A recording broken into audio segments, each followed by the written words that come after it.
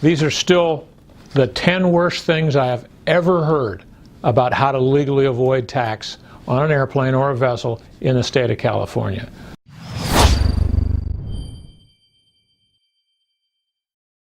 The number one thing I hear all the time is says just register it outside the state. There's a fraud statute in California that says if you register an airplane outside the state knowing it's going to be used in California, and what they use as prima facie proof that you intended to evade the tax is that you don't file the tax return. So you are committing fraud if you register it outside the state and you believe that it's going to help you legally avoid the tax. Other people tell me they're going to register it outside the state, and every time they bring it into California, they're going to park it rurally inside a buddy's hangar. Refer to number one, what I said. That's tax evasion. That's tax fraud. If you're willing to try and sleep with those kind of tactics, go ahead. But don't get me involved in them. And don't come crying to me after you get caught. All right? This video is to warn you that you shouldn't be that stupid. I also hear people tell me they don't use any flight tracking software, so how are you going to get caught? What you need to understand is by California law, every aircraft transaction is presumed taxable. You have the burden of proof of proving how you used it. So it's not just a matter of sitting back and say, well, you fine me. They don't have to fine you. It's taxable. You have to establish how you used the aircraft. Easily to do with aircraft logs, but what the other second part of that is you're going to have to understand is that an aircraft log is merely an index to a piece of fiction. Everyone knows you could fill out an aircraft log the night before you turn in the paperwork.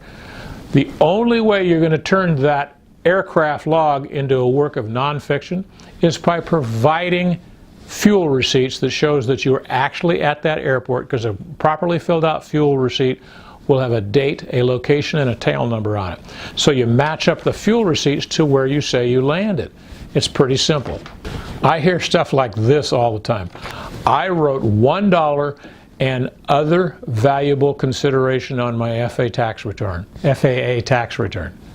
They can tax me on that. Do you really think that's going to work? I'll come to your funeral. The fifth thing that I hear a lot is I registered in a Delaware corporation.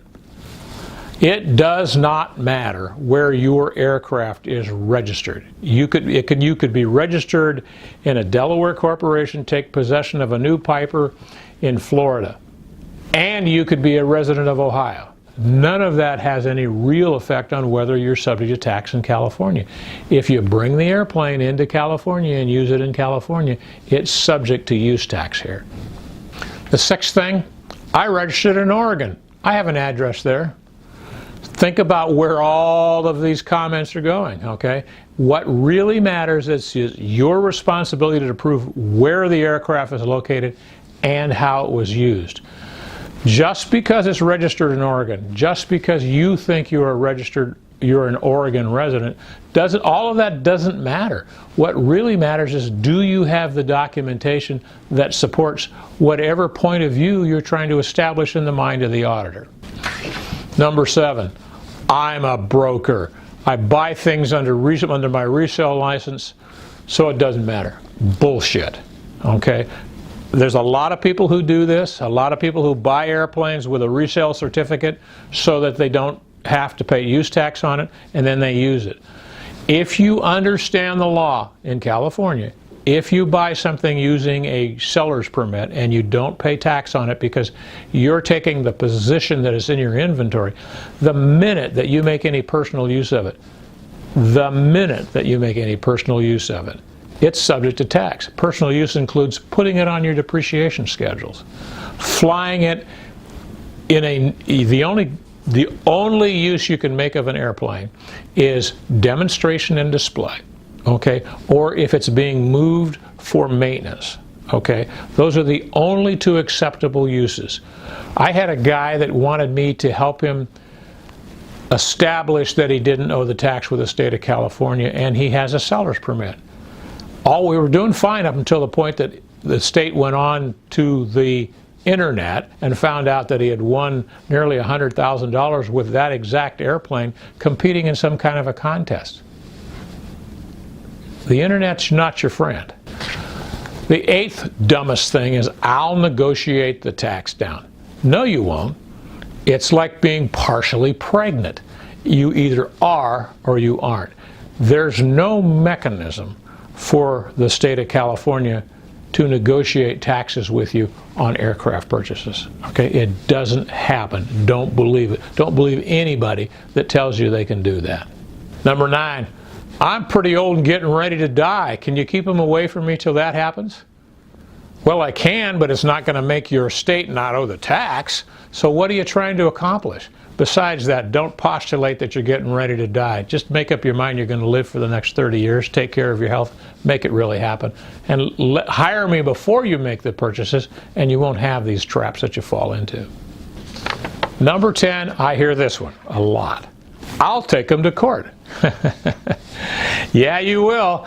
Here's how it works. You cannot take the state of California to court, in a civil court, to avoid tax. You have to give them the right to exhaust their entire administrative process, which means you have to file the audit paperwork, have it be denied. Then you go to a petitions hearing, have it be denied. Then you go to a board hearing and have it be denied. Then you have to pay the tax. Then you have to sue to get it back. Then you can get it into court. And that court is that's going to cost you, in many cases, 10 times the amount of tax. It's not a good strategy. In fact, it's a fatal strategy. Those are on my list of the 10 stupidest, dumbest, silliest, most fatal things that you can think of. But this list is this list is not static, it's dynamic. I hear silly stuff every day, and every now and then one of them, whatever I heard yesterday, might replace number 8. Okay, so you can either play with this game, play the game, get your tax advice on the tarmac, or you can hire me or consult with me and do it right. It's your choice. It's your money. Okay? But if you're the person that has a problem sleeping at night because you're worrying about the tax man coming to see you, you should always, always hire us.